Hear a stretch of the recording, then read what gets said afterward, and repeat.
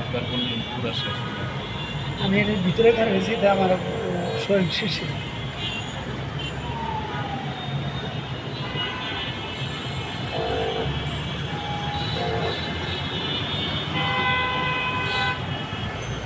বিমান দিয়ে গেলে রাত্র হইলে ঢুকে যাওয়া যায়, যে এলাকা দিয়ে ভাবতে চলে বোঝা যায় ওইটুকুই টাউন, আর কিছু বোঝা না।